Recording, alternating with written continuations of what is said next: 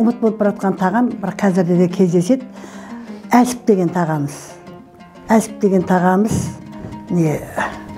деген тағамыз қойдың бүйен ішегіне, жүректі, бауырды, сосын қойдың жұмсақ етінен өтіріп ішіне өзіміздің талғамымызға қарай дәмдеуіштерін қосып, осындай әсіп жасаймыз. Мынау жұмыр жаңағы несі, бүйен ішек мынау.